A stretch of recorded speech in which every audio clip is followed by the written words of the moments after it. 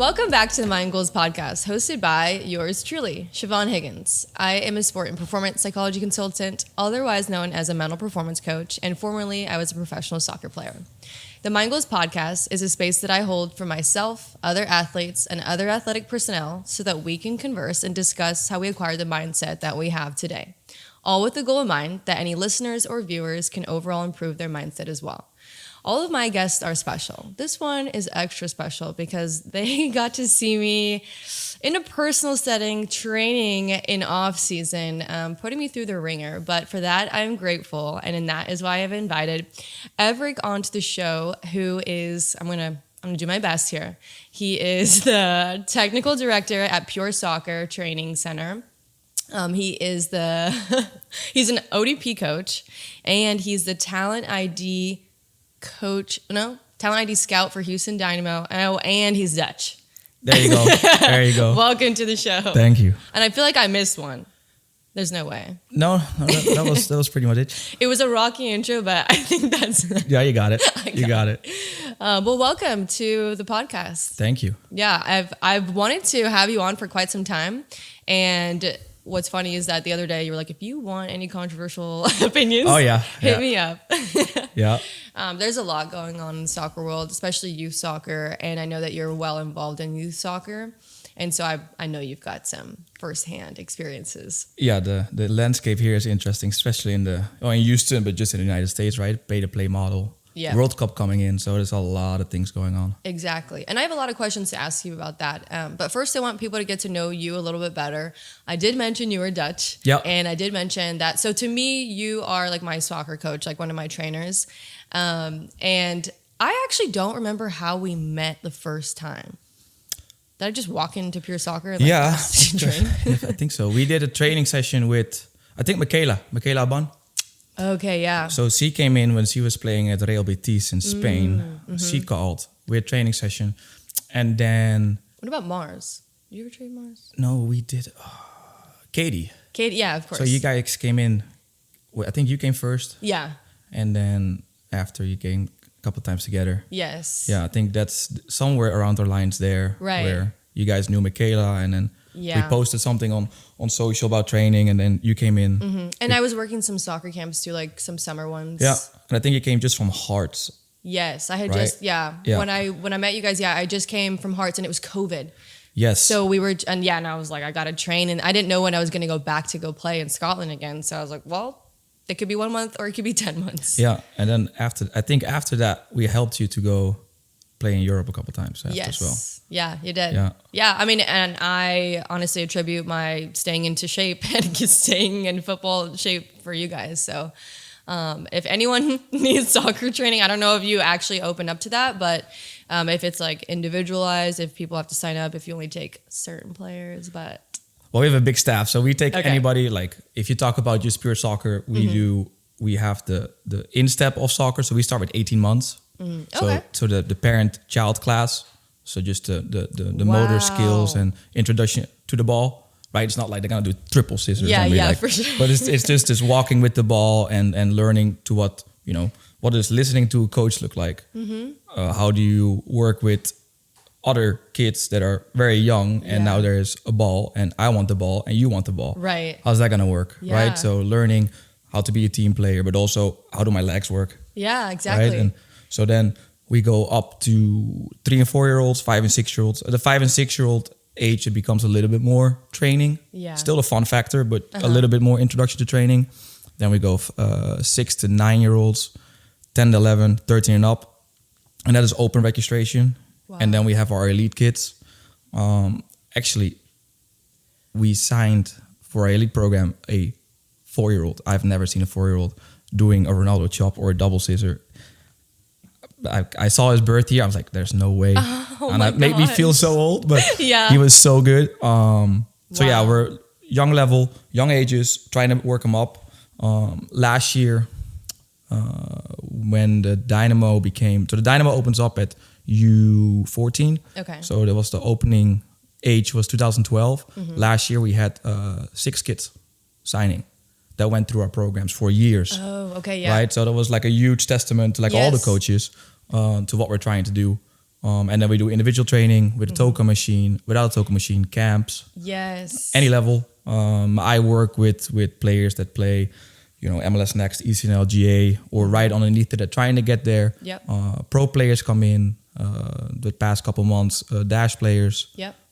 So yeah, all of it. Yeah, Pure Soccer is like a all facility. And another really unique thing about Pure Soccer is you guys have what do you call the program for the kids that are homeschooled that play in there? It's Pure Soccer Academy? Yeah, PSI. So Pure Soccer Institute. It started right after COVID. People were kind of like liking the homeschool setting. And then we wanted to cater to that. And we did where you would train 3 hours and we'll go to school 3 hours with us. The last 2 years, we cut it back to just the training part. Okay.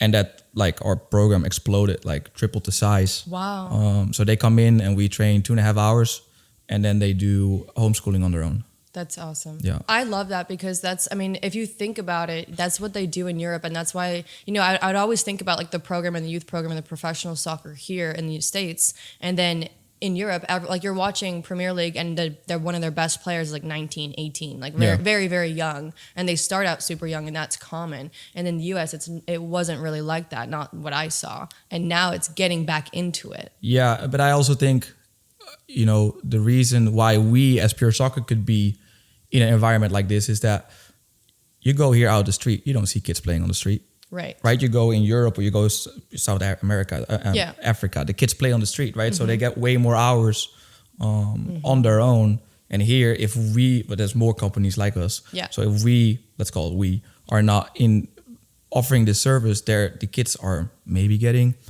3 hours a week of training. Yeah, you're right. How you want to realize your dreams if you're only practicing 3 days a week? I know. Right. And I was talking with I'm doing the B course, the coaching course here in America. So nice. I got my UEFA B. Nice. So I was talking with my instructor, and he's like, "Yeah, this is the first time where parents are having kids that they played soccer, so they now understand what you got to do to get there, but also play with their kids." Yes. Right. Yes, of course. If you're our age, right? Now you to have to put the sound from like the Asian sound. Oh. Yeah. Well, here in America, they didn't play. They were baseball and basketball. Right. American football. So they come to soccer like, I don't know. Yeah. They're like, I don't know. And then yes, it just comes into it. And parents are a huge part of their child's development. 100%. Yeah. Right. It's you got to kick harder. I'm like, well, maybe not. Yeah. Right. It's like, let's look about fundamentals, scanning, keep the ball close. It's okay to dribble. Right. So it's... There's so much to it, and I know you've seen a lot, which is why I'm really excited to ask you more questions about the kids and like the development, and especially in US right now. But when did you make it over to the US, and what brought you here? 2012. I was supposed to stay for 9 months. 9 months turned into 13, 14 years. Yeah. I was coaching at a training facility in New Jersey. Okay. There was a contract for 2 times 9 months. And then they were like, "Hey, you want to stay longer? We can get you a different type of visa." So I'm like, "Yeah, let's do it." So you came over here for coaching? Yeah, I was in the Netherlands. My education was a soccer college in the Netherlands. Oh, that's so cool. So it's a university where you can go to become a coach. So it's a 4-year degree. Wow. First year, you get kind of educated as a PE coach. Okay. So just to get to know how you work with kids and all that type of stuff. And then the second, third, and fourth year, you can specialize. So I specialized in soccer. Wow. It was 5 days a week. That is so in the morning, cool. you get coaching lessons, how to teach and how to. Every kid is different, right? You can't be one kid that is shy and you're gonna go full throttle. Yeah. Sometimes it needs an arm on the shoulder. Sometimes everybody needs something else. Teaching that.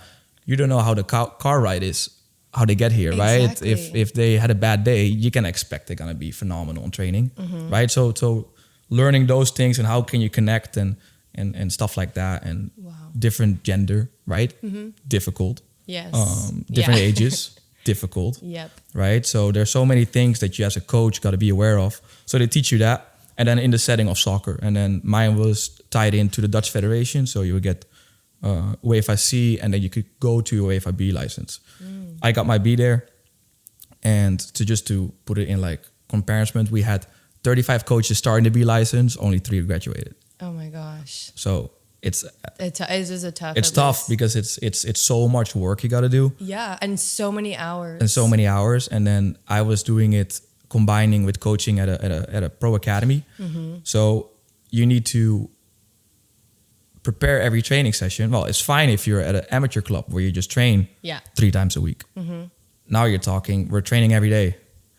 You know, some days have 2 training sessions. Yeah. Now we have a developmental game on Wednesday for the kids that don't play on the weekend. And now we have a game on the weekend. So we need to prepare each training session, evaluate every training session, evaluate the individual players, and evaluate the high performers that we're thinking that eventually can play into the first team.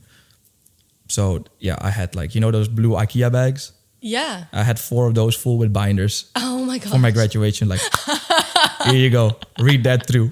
And they read it all. That's crazy, yeah. And that is not even, you're not even talking about on the field coaching. That is just paperwork. Yeah. And then that's not like practical. It's like this is what we think, this is a framework, and then you are obviously going to experience so many different things based on the people that you're working with. Yes. Which I know that's why I'm like, you probably have so many stories and so many players that you've coached before. Yeah.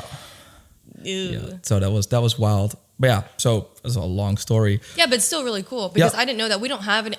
To my understanding, we don't have some sort of like program or college like that in the U.S. I mean, of course, there's like coaching courses now, but you said you like got a university degree in soccer coaching. To my understanding, that's cool. Yeah, yeah. So that was amazing, and then I graduated, and then I was like, okay, what am I gonna do? And then a job offer came out of New Jersey. They're like, hey, you want to come here? I was like, well, New Jersey, that sounds cool, right? Close to the city. I was like, let's do it. 9 months, did 9 months. Then they sent you back for a couple of weeks to get your paperwork done again. So I came back in. I was like, hey, we want to keep you. We'll give you, you know, a visa for 5 years. I did that. And then I combined it with a college coach. So I became a assistant coach for FDU. Oh, cool. It was a D3 school. So I got to see how that works. What was FDU? Farley Dickinson University. Okay. In Morristown. So that was just starting with just being assistant, but then it came from one to the other, and eventually I was running all the sessions. So it was pretty cool to figure that out. And then I got a little bit of the taste of pay-to-play model and not really focusing on child development. So I was like, I don't like that. So I left, or I wanted to leave. So I had interviews all over different countries, different states. And then Texas came along, Houston. So I moved to Houston in 2014, lived Woodlands area. Oh, okay. Coached there for an independent team. Interesting. What team was that? So they were Fusion. Yeah. So I don't know if you know Moses. Yes. Yes. So I worked for Moses, or with Moses, for an independent team. Oh my gosh. So Moses. You mean National Fusion? Or it was just called Fusion? It's called Fusion. I think they fused with another team. Yes. I know Moses because I'm only laughing. He was never my true coach, but I worked with Jorge Cruz. Okay. And he was my coach. And Moses would come by the field, and he has like a very prominent accent. Yes. And so he was like really if you have to talk to Moses, you got to talk face to face. Because on the phone, I'm like, Moses, I don't know what you're saying. I'll see you tomorrow. But amazing. Oh my gosh. And then I ran into him because he, until this current season, last year he did ODP. Okay. So we saw each other again. He's like, no way. No, like, yes. Yeah. So I worked for him, but then an independent team up north. And then 2 guys out of New Jersey moved, and they were starting a soccer club in Katy. And they're like, hey, we know that you're here. Would you want to be a director of coaching for us and build a club? So I did that. What was that club? That was called Cedar Stars. Oh, yeah, okay. I know them. So, and I know some coaches there too. Yeah, Scott. Yes. Oh, and I just met Scott. Yeah, Shout out Scott. Yeah. So we brought him. Oh my god. Because his brother brought me in to build the club with him. So we started with 2 teams. Oh my gosh. And then we got up to, in like 3 years, we got 3 locations, 35 teams, UPSL. And then through that, I had 2 younger kids that trained with me, or were in the youth academy, and they were like, hey, we're doing this project, Pure Soccer. Would you be interested?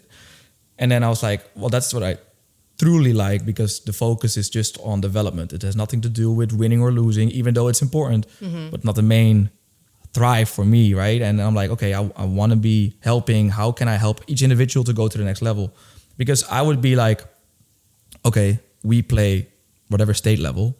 If you're good enough, you should go to the bigger clubs in the area that play at that time DA or ECNL. Right? That's the right thing to do. We're just, a stepping stone for kids to like, okay, we're in a less pressure environment. Yes. Let's help you and move on. But when you do that and you're talking about a pay-to-play model, you're also affecting your own budget if you don't refill it on the back end. And, that is never a certain. So then there is like, controversy. Like, okay, if I'm going to develop kids, I'm sending away. I need to fill it into the back end. Yeah. So what we did when we signed a kid to Dynamo Academy, at that time, the director was like, hey, I'm all for it. That's what we should do. I was like, the one thing I want in return is an interview. Because I can post that. We post that out. It's like, hey, local kid from Katy. Like a testament, for sure. Boom, next day, 50 phone calls. Oh, we want to join your club. Yeah. So now I can go back to the owners. I'm like, okay, we developed little Johnny. Yeah. Little Johnny is now signing a Dynamo contract for the academy, It's right? true. Not first team, but academy. Yeah. We don't know if he's going to make it, but we helped him from where he was at to now to into being pro environment. And people want that, right? People play to get to the next level. And if we can have a track record of doing that, then if you're talking about business, I think that should be the only way to advertise your program, is for your product to speak volume. Like your product is essentially like developing a player and then helping them get to the next level or be better, right? Yeah.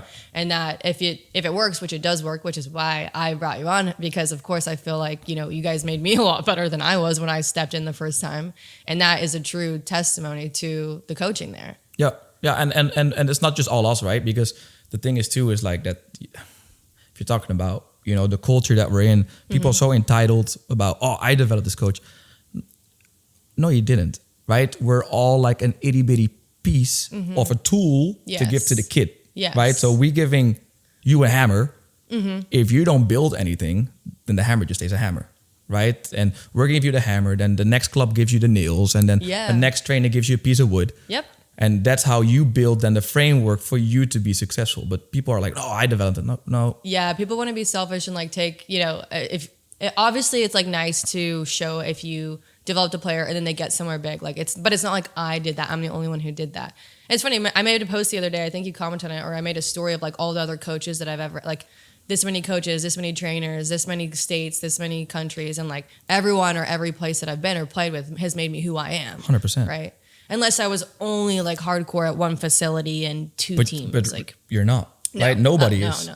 And that is because parents are looking always for the next best thing, right? So we're maybe with a kid for a year, maybe 2 years. But like for me, I have kids that have been with me for years, but I'm their extra curriculum. They still play club. Exactly. Right? So if they play club, they train with me and now they make it. Okay, then we should shout out each other. Hey, we helped. Right. We did not make. We helped this child to get to the next level. Yeah, it was a supplement as well. Yeah. So. And that kid's going to be a product of all the coaches they have. And then you got to add, like, I mean, if we're getting to a high school level, it's sometimes the high school coach is interfering. Yep. Sometimes they're helping. Yes. We find a lot of that. I mean, I speak with a lot of athletes and soccer players too, but the high school coaches are a whole different story. We probably won't dive into it, but it's just another factor affecting the kids' confidence too, affecting their mindset as well. Yeah. And then you've got technical training and then their club coach and then their parents. And then, so you've got like 4 people in their ears. Yeah. And maybe more. And maybe more. Maybe more. Maybe other parents on the sideline. Yeah. Right. That want to win. And now influencing your decision making on the field. Yep. Right. You're trying to go. Your decision is to go 1v1. Maybe the right choice. You lose the ball, counterattack is 1-0. This other parents are yelling at you. You're never going to go 1-on-1 again. So I'm like, okay, so because you want to win and you want to go to the neighborhood barbecue, it's like, oh, we want a tournament. Yeah. And now you discourage a kid to make the right decision. He maybe was not capable of executing it. Okay, let's help with that. But so I want to talk about this. It's obviously controversial, but it's a part of it is parents, and then part of it is the kid and like their development, because I work as a mental performance coach, and so I know this very well, and I know myself and how I've struggled or not, but like worked through things to, build the confidence, because mistakes are okay. They're going to happen. I tell every single one of my athletes this, like, not that you can't be scared to make a mistake, but because it is scary. It doesn't feel good. It's uncomfortable. It sucks. Like, people see it. It's embarrassing. But that is part of growing. And mistakes is what makes you better. And so for coaches to punish them by like immediately take you off the field when you make a mistake, they're going to be scared. For them to get that immediate feedback, that's bad. For coaches to yell at them, to insult, even sometimes teammates, it just makes it worse. Yeah. Like, it's like a self-fulfilling prophecy of, I'm scared to get the ball. Now I don't want the ball. Even though in a training, they're more relaxed. They can do the skill. They have the skill. They know how to play and they've done it before, but now they're scared because of all the other factors. Yeah. And so as a coach who you directly have like impact on that, like, what do you tell your kids whenever you can tell that they're losing confidence or they don't want to, play like the way that they know how to? Yeah. Well, first off, and that is funny because I had it with this kid and their parent the other day. It's like they got pushed back to a different level of the club. I was like, well, first off, it's a marathon, right? It's not a sprint. We're not trying to develop the best 10-year-olds. We're trying to develop the best 18, 19-year-old, right? And for your appropriate level, whatever your potential is, because your potential could be pro, right? That's the 1%er. Yeah. After that, college. Right, there you go. Yeah, the 1%er gets in. Yeah. So you got the 1%er to go pro. Then you got a lot of kids that go play college, which in my opinion, almost everybody could, because you have D1, you got Ivy League, you got D2, you got D3, you got JUCO, right? There's so many opportunities to play. So that's that. And then you have, kids that love to play and that just gonna end up using it as a social thing, right? I'm gonna play on the weekend with my friends, and that's how I release stress from the weekend or from the work week or whatever it is, right? And I just want to hang out with my friends. So we got to understand what context we are. If we're in a high performance group, that's a little bit different coaching and a little bit different in the approach of the mental state of the game. Yeah. If we're in a lower environment, then it's all about having fun. Not that the high environment is not fun, but there's also different environments or different, skill sets needed for that. So when we talk about that, I'm like, I first tell the kid that receives the information that is negative, I'm like, they don't do that against you. They want to win. So learn to take it like they want to win. They don't hate you. They don't think that you are a whatever. They just need you to help them win. Yeah. So when you understand that, to like, okay, because when you get criticism, you make it very personal, right? You start doubting yourself, like, oh my God, he doesn't like me. Yeah. That's not it. Yeah, they take it very personal. Like, it's an attack on you, but it's more, I learned this when I was younger, which helped me a lot because it was really brutal coming from a coach. And I think I was like 12 or 13. And I remember getting criticism and I was like, oh my God, this guy's so mean. He doesn't like me. He's picking on me. And then he actually pulled me aside and gave me that whole chat. It's like, I'm not picking on you. It's because I want you to be better. And I know that you can be. And so I'm trying to pull that out of you. And I see you as a leader. And I was like, oh. And I was like, oh, he's hyping me up now. And I was like, okay, I see it. And it's kind of like when, you get it. Like when people are like, if it feels like you're being picked on, unless it's like a different story, like bullying or something, like name calling, that's different, right? But when they're trying to correct you, it's because they're trying to make you better. Yeah, there's not a single coach in the world that wants you to fail. Yeah. Right? There's not a single teammate that wants you to fail in a game environment. Because at the end of the day, they want to win. So it's about understanding that as an individual. Okay, this is the context that I'm in. This is what they're trying to achieve. Yes. Now you got to talk to the other person to how do you deliver that message. Exactly. Right? Because any person, you can go to Walmart and like, hey, we're going to the Dynamo Stadium, write down what that player does wrong. They'll write it all down. Oh, yeah. Right? Because that's easy. Yeah. It's also easy to write out the things that you do well. It's very hard to tell somebody what to do better, why, when, and how. Yeah. So as a coach, you got to learn to how to deliver that message and how can you make your players deliver that message for you as well. Because if you don't do that, then kids are going to quit. It's not going to go well. And then on top of that, teach the parents that. So I think the parents, and I'm fine saying this, I think the parents are the biggest issue here because coaches and players are coached, right? Players are coached by coaches. Coaches are coached by coaches.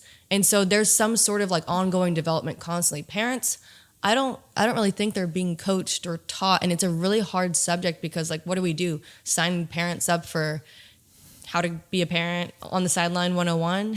Yeah, no, and that's funny because we talked about earlier is that you now have the first generation of soccer players are getting kids, so it's supposed to be. Oh, you think less. I think it should be. You think it's getting better? Because that would make sense because you understand it more. Like you at least went through the whole, like for me, I mean, my dad, like he was a player. He understood a little bit. He was probably a little harsh on me, but that's fine. It helped me and I cope with it. And then now I get it too. And so now when I go on, I'm like, oh, now I'm going to approach it intentionally. Yeah. And now you understand like where it's coming from and the parent understands like, okay, this is what's actually needed. Mm-hmm. And then you can have a better conversation about it than just, oh, you got to hustle harder. Yeah. Oh my God. I'm like, okay. Try harder. Oh, he doesn't want it. Yeah. That's the worst. Kick. I'm like, so that doesn't help, right? So if you have more better older players and they get older and they create families, then okay, now they're gonna have better conversations than 10 years ago, right? And then I think what we do is that in our training sessions when we do our IDPs, I talk to the parent, but I also have the conversation with the parent how to handle situations. I always ask them because I don't see them in their own environment, their club, right? I see them in our training sessions, and every now and then we play a friendly. And then I ask them, it's like, well, do you see what we do during training in own environment? And then it's yes or no. And then I ask why. And then, well, this and that. And I was like, well, okay, what do you expect? Well, and then it becomes personal, right? And when it's then like, okay, little Johnny get a lot of pressure. Yeah. I was like, first of all, let him have fun. We're not trying to build the best 10-year-old. He's gonna make mistakes. Let him learn. And at the end of the day, if you want to have a conversation with your child after the game, just ask 2 things. Did you have fun? And did you learn something? And if they answer those questions like open-ended, have a conversation about it. You can. But if they're like, no, it sucked, let it go. Yeah. Kid doesn't want to talk Give about it. Give him some time. Give him time. If he comes back around, but don't, because at the end of the day, you need to be the parent, right? And the child needs to be, the capacity or the room to have like, oh, I didn't like my coach. And then when you get older, oh, my coach was an a-hole. You go to coach? What? I'm gonna call coach. Yeah, right? Yeah, exactly. That is tough. Yeah. Right. So and what's gonna happen? Oh, I cannot express my feelings. I'm gonna quit because I don't like my coach. I don't like my teammates. My parents are always on me. You know what? I don't like this. Fun. It's not fun. I'm gonna quit. Right. So that's tough. It is tough, and that's good because because since I'm not like an actual soccer coach, I forget about the IDP and that there is ongoing conversations, which I think is really important for the parent to be involved because they're a huge factor.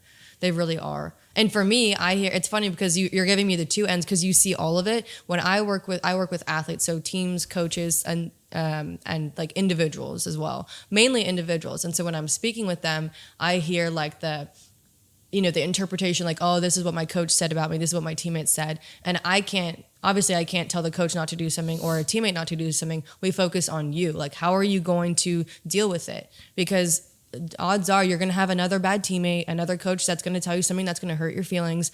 And we need to interpret it in a way that's going to help us instead of break us down. So I work a lot with athletes on continuing to build confidence because you have to be able to make the mistakes, you have to take the criticism, and then you have to be able to interpret feedback that's not going to be personal. Otherwise, it's going to eat you up and you're going to lose your confidence. Yeah, and that's just not just in soccer, that's just in general, right? Exactly. That the whole world is so opinionated. Yeah. It doesn't matter if you have an office job. I know. Or you're a coach or whatever it is. People always very individualized, right? It's all about how can I get to the next step. So if you have something that I don't have, I'm gonna try to get it. Yeah. It's a competitive environment. Like in anything, right? So I think you can use sports for that to teach that just in general in life. Yes. But just general in life, that's just, you gotta cope with it. And I think the people that are successful are the best ones to cope with that. Yes, I agree. And what we say is like, coping with that too, but also managing it and moving forward, right? And with mistakes specifically, we call it we teach a bounce back routine, right? Because think about how many mistakes you're going to make in a practice and then in a game. If you can bounce back quicker, that's what's going to set you apart from a good player and an elite player, because they're messing up. You're going to turn the TV on, a professional athlete, they're going to mess up. They're truly missing a pass, overhitting something, underhitting, losing the ball, trying to take 2 people on instead of just 1, or whatever it is, bad touch. And you have to be able to move on quickly, because if you're sitting there oh, I don't want the ball anymore because I lost it, or take me off, or I need a timeout, I need a water break, something there's no breaks in soccer, which is another really difficult part, which builds the mental resilience in our athletes, because there's no timeouts. No, and if you look at the best player ever played the game, I think... You're going to tell me the best player? Yeah, I'm going to tell you the best player right now. It's Messi. Oh no! It's Messi. It's sorry. He's definitely one of the best players. Right? Sure, sure. But when Messi got scouted or was identified, they don't wrote down how many mistakes Messi's make. Right? Mm-hmm. They saw a thing that he was capable of dribbling really, really well. Mm-hmm. Didn't mean that he made all his dribbles perfect. They just saw the glimpse to okay, there is something there, right? You got papa and he went. Yep. So you're oh my God. The vision, right? the touch. But that was not every single time. That was maybe once in 10 actions. But the one action was phenomenal, right? So okay, we need to nurture that, help him to be cleaner technically. And obviously he had his issues with growing physically, so grow more hormones, but stuff like that. But, you're going to go and watch games of Messi. He made mistakes, right? And not every action was, oh my God.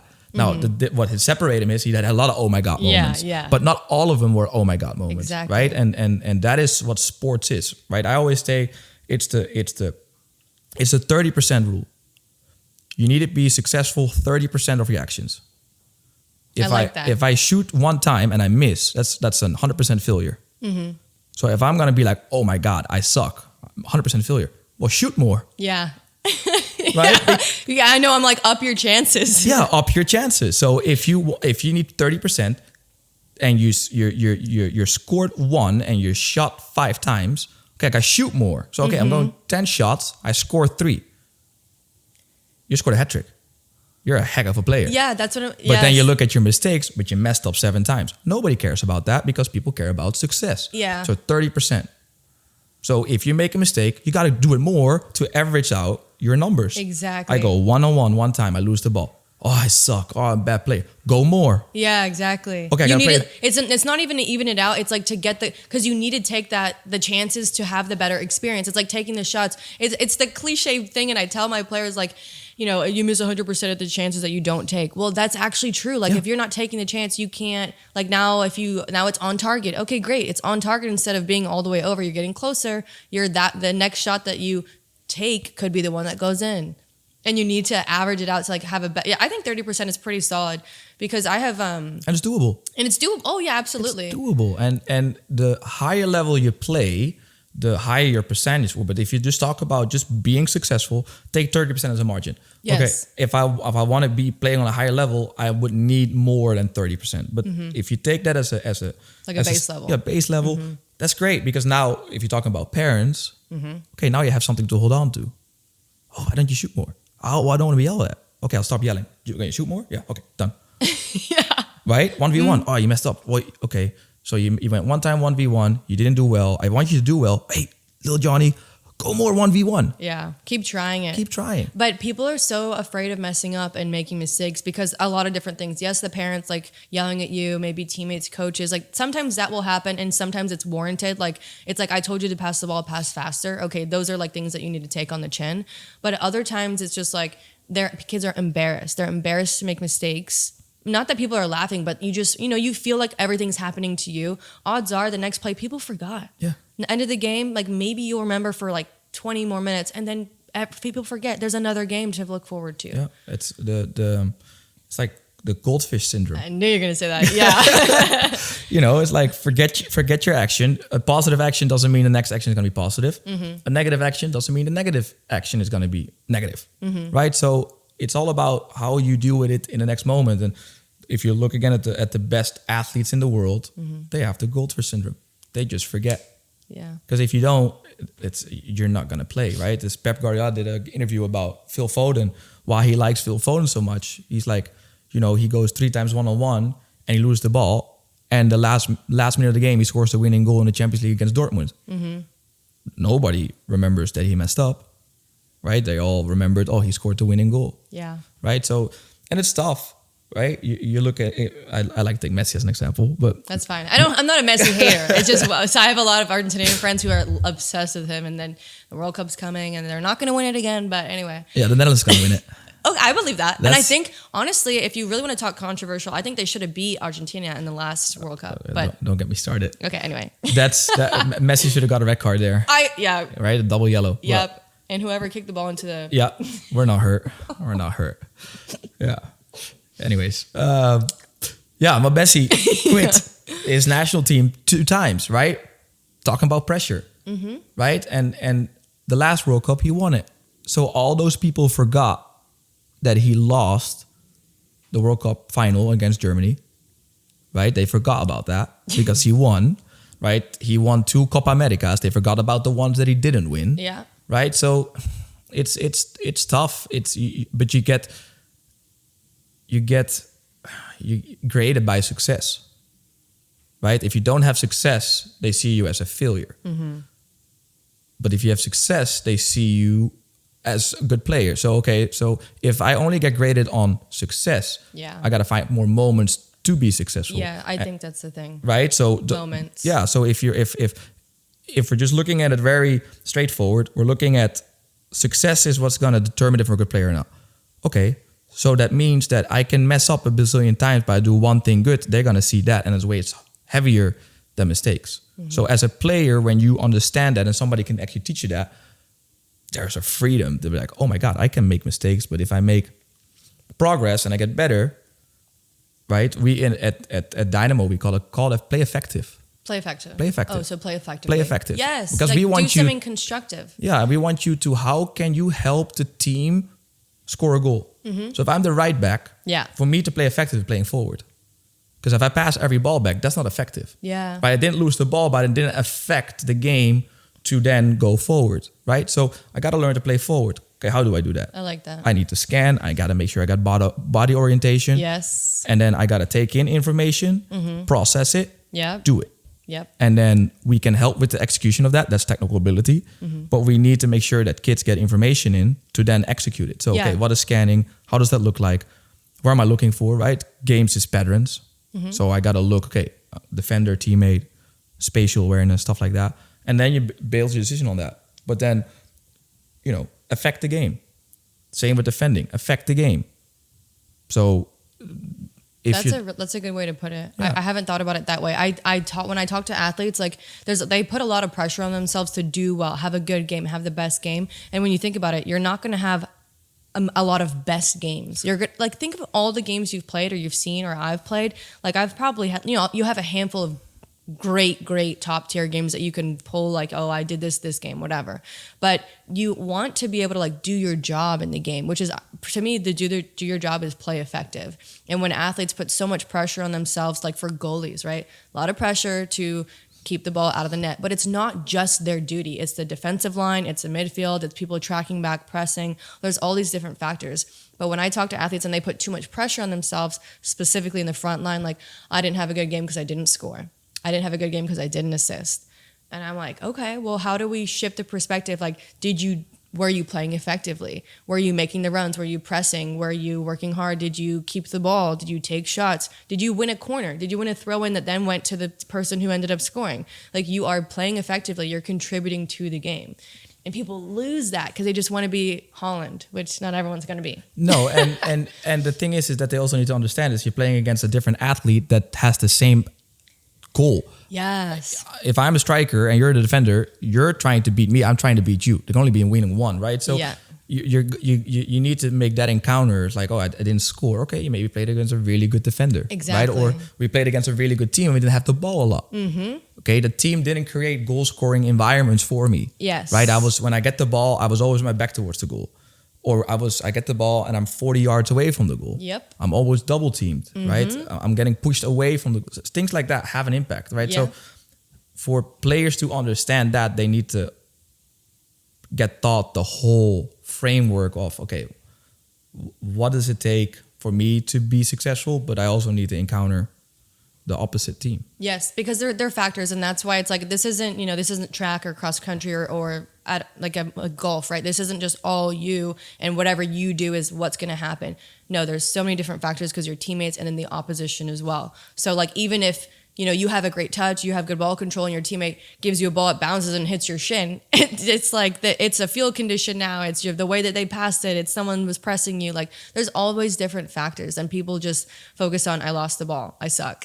I try to take somebody on, I can't do it, and they just get negative. Yeah, but, or like you talk about the parents. You didn't run hard enough. Okay, you go run in a 90 degrees weather in Houston. Exactly. Good luck, right? It's like, so if you play in Houston, for an example. I couldn't do it. It was tough. In the Netherlands, it's always raining and it's like 60 to 70 degrees. That's nice. Right? But, so it's different, right? But then you go to New Jersey and play in the winter and you're playing at snowman. Yeah. Right? So there's so many conditions that, we don't take, for account for it. Mm-hmm. But you need to, right? A kid is dealing with him, the teammate, the field, the ball, the ref. Opposite team, weather, parents, other parents, feelings. Mm-hmm. You ask a 10-year-old to deal with that. Good luck. That's not a 10-year-old that is dealing with that all perfect. We're not even dealing with that. Yeah, and we're more aware of it now and like think about it now. But when you're that age, you're not thinking about those things. You're not like, how do I manage this and this? It's just overwhelming, constant, a bunch of stuff. Yeah, it's difficult. And so we were talking about talent ID and like playing effectively. When as a scout, what are you looking for in a player? Like what, not physical ability, like talking about like the way they carry themselves as a character. Like what do you guys look for in a player? How do you deal with failure? Okay. Right, it's one of the biggest. I cry biggest. And I stomp my feet. Yeah, like if you're going 1v1 and you lose the ball, what is your response? Right? Exactly. Are you trying to win the ball back? Are you trying to recover? If I'm on your team and you lose the ball, am I bitching you out or am I covering for you because that's my job? Mm-hmm. Right? Things like that. Do I want to play forward? Right? Because that is crucial for the game, right? Mm-hmm. Because at the end of the day, scoring is the most important thing in the game. So how are you affecting in your position to do so? So if I am a right back, I'll do your right back for example again, and I play everything back to my center back, I'm not helping, right? I need to be playing forward. And then when I play forward, what do I do after? Am I supporting the attack again or am I shutting down? Right. Am I now capable of playing 5 yards, 10 yards, 20 yards, 25 yards? Right? Can I cover distance in my technical ability, but also in the physical part of it? Mm-hmm. Right? And how bad do I want it? Am I still good? Because I'm good the first 10 minutes. Am I still good in the 70th minute, 80th minute? Am I still good when we're losing 3-0? Exactly. Am I still good when we're winning 3-0? Or am I, look at my, the big guy here. Right? Those are all things that you look in, as a player, if they can do that. And then, okay, that's in their own environment. Now we got to look, okay, what environment is that? What level is this kid playing on? Mm-hmm.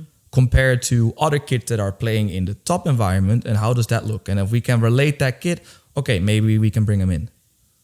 But then you bring a kid in that looked really, really good in their own environment, and you bring them in and they don't do well in the next environment. Right? So then, okay, you're talking about the mental part, the readiness of a player. Yeah. Are you ready for when you get that chance, or do you shy away from it? That's tough. Yeah. Right? So there's a lot of things that go in counter for, and if we knew exactly what it would take, we would be billionaires, right? And that's tough, right? You have people that have a good eye for it, but we're still guessing. Mm-hmm. You're taking chances. Because we're taking a picture at that time, right? There's players that I thought that were good, and then a year later, we're like, oof. Mm-hmm. And then a kid that you never put on your list, and then 2 years later, he signs. And you're like, oh my God, like, why didn't I see that? Because you don't know how a kid develops, and just in that picture you took for it. But like, take for an example, you took Haaland for an example. Everybody's beat Haaland. Mm-hmm. If you're playing for Man City in the U19s, and you're 9, you're a striker, you're never going to get a chance. Because they're not going to bench Haaland. I know. Right? They're going to arrest Haaland. Yeah. What? Who they have behind Haaland? Turkey. Right? So the money there, that's different. But there's also, again, the environment, right? So, and you talk about Dynamo, yesterday, I don't know if you saw it. I did. It got announced, a 15-year-old signed, first team deal. Yeah. Right? Played locally in Houston. So homegrown, right? So that's, you also need to get the chances. Exactly. If you don't get the chances, that's tough.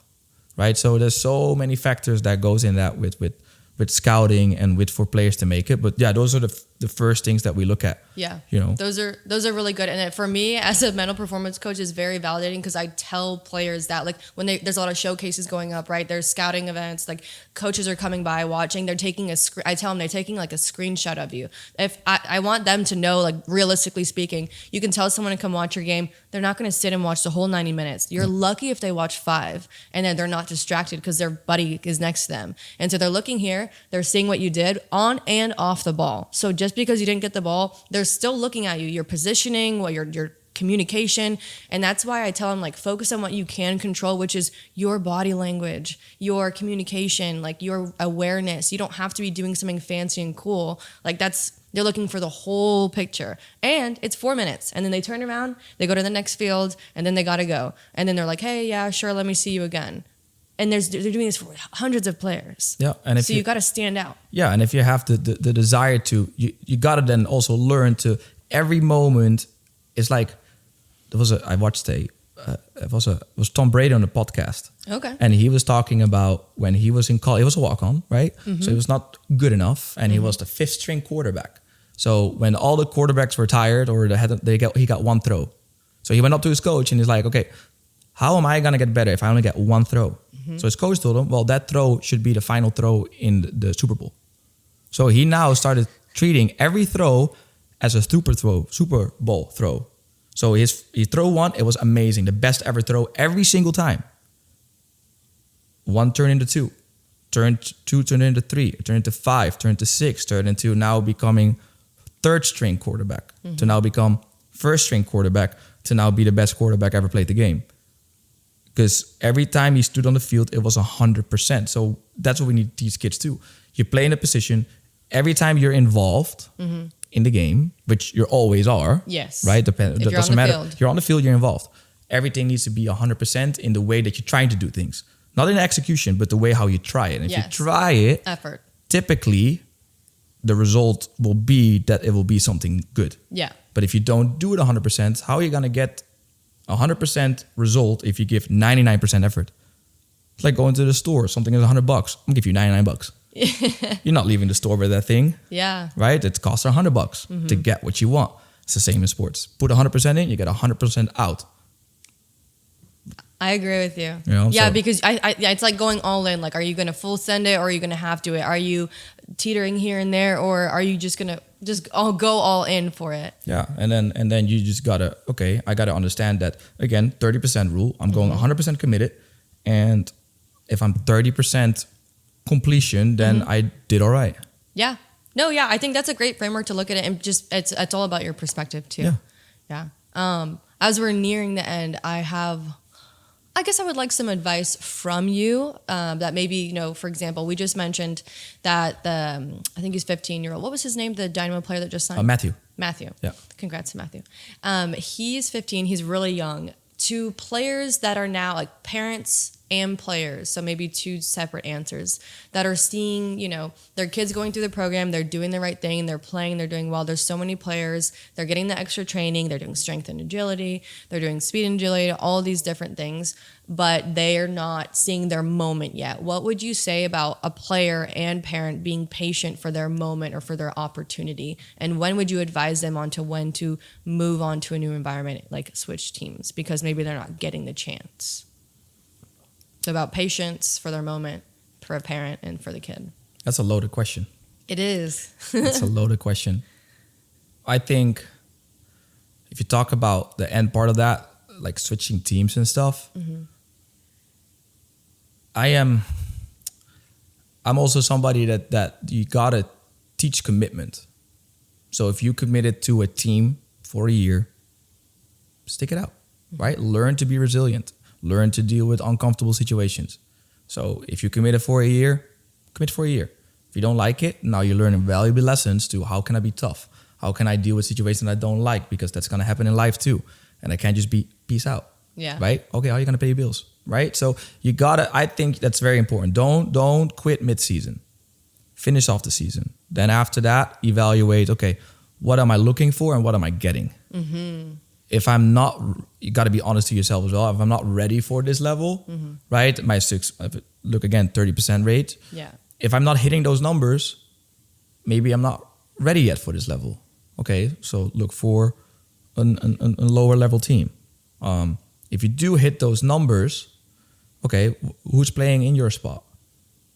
If they do better than you, have an higher impact, yeah, that's going to be difficult as well, right? So I would say to parents, and look at yourself, right? And out of Johan Cruyff, right? Yeah.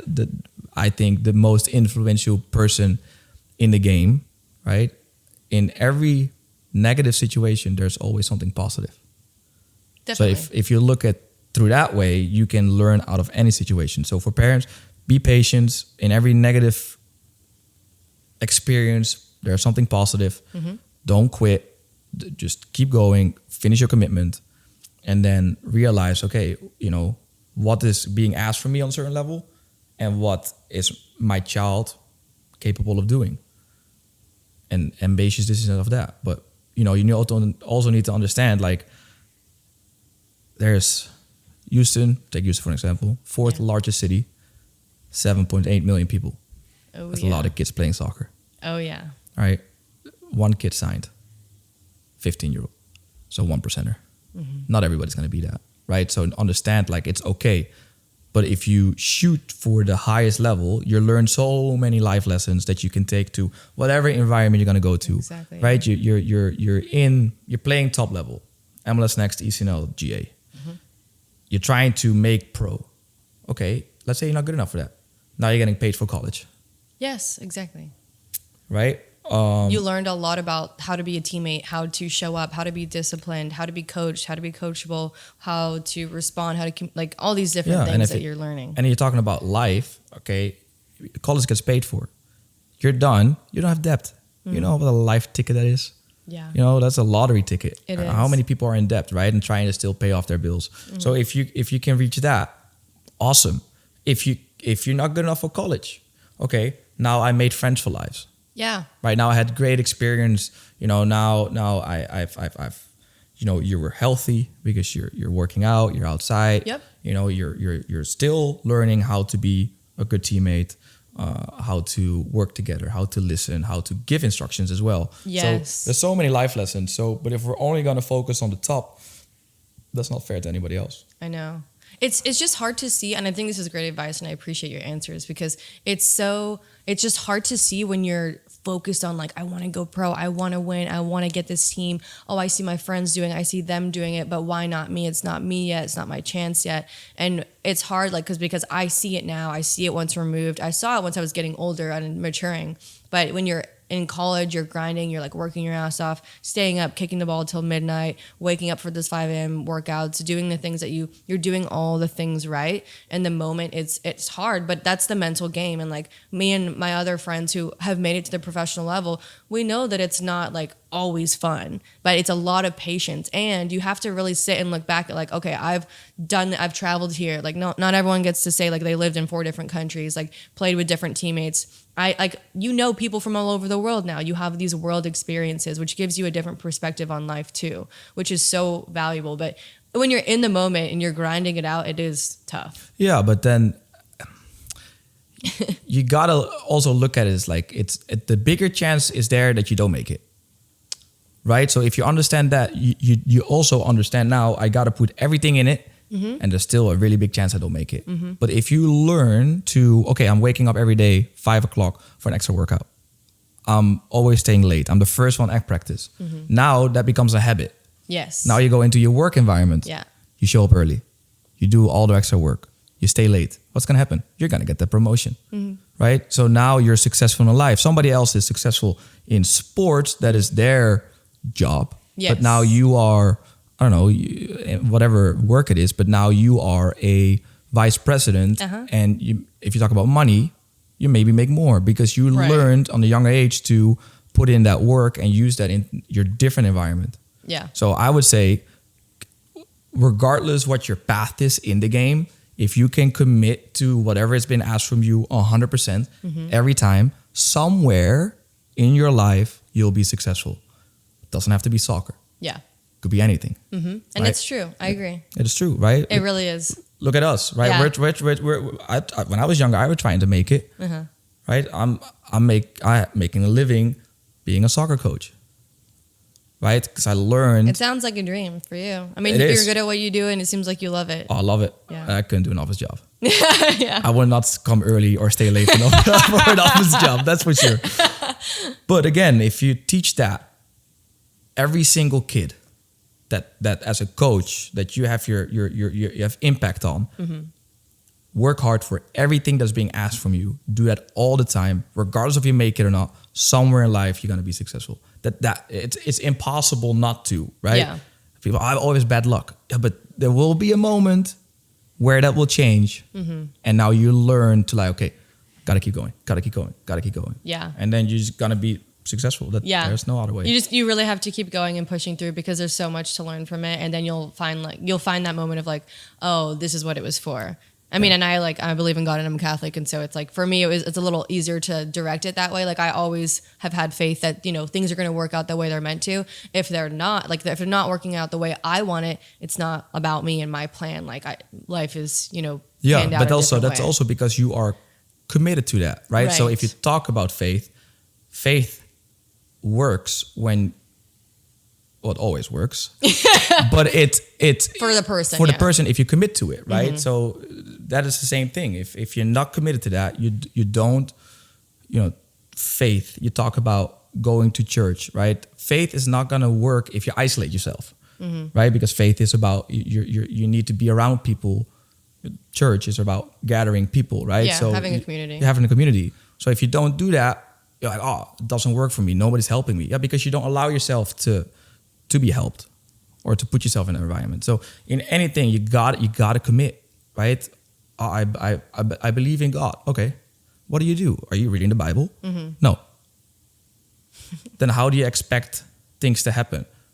Right? So if again, commitment. You got to commit. You cannot expect God to do 100% if you don't give 100% in return for reading the Bible and stuff like that, right? Yeah. So I think in every subject or anything what you do, you need to commit, and then something will work out.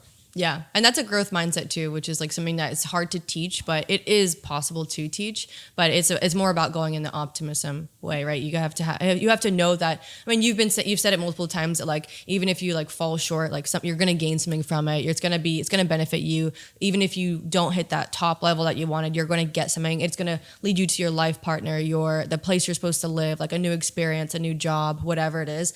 And it's because you committed to it and you're learning from it. Yeah, exactly. Right. I didn't make it as a player. It's not good enough. But what I do, I love.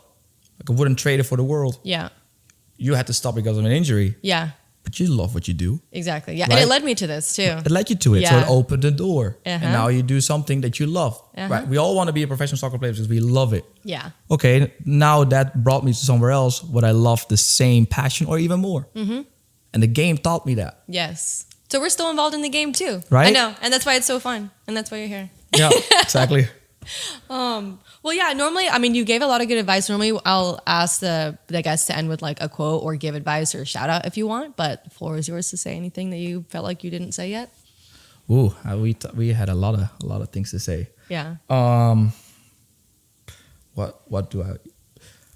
Yeah, just reintegrate what we just talked about. It's like to get better, you need to learn with certain situations. If you only try it once and you fail, that's 100% failure.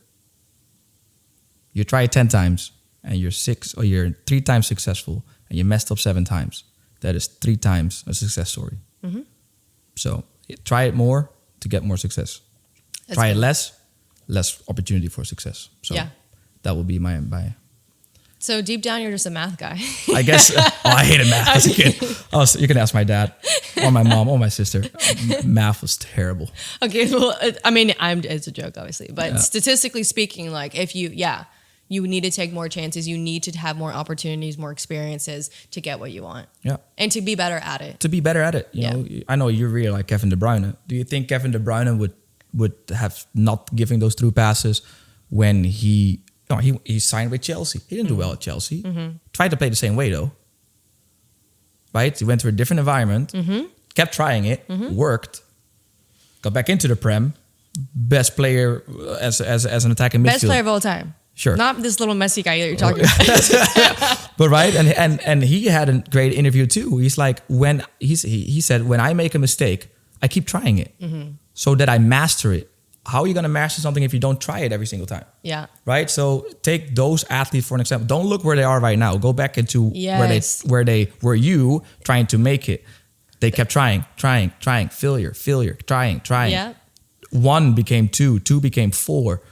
But still trying it 20 times. Exactly. Right? And that will make the difference. But you stop grinding, you stop trying, you will fail. But even if you you're going to fail, but success will come. Yes, because of the experience that you create through it. So exactly, keep trying. That's the whole point of my podcast is that, this is the reason that we have people like you and other athletes on, is because they've gone through it and they understand what it takes. And so I'm like, what did it take you to get here? And you've told me now. So when people listen, they get that, and they listen to another athlete and they hear their story and their trials. And like, everyone will tell you that they failed. They had some sort of, experience that's going to create adversity for them. They have to overcome it, and they learn something.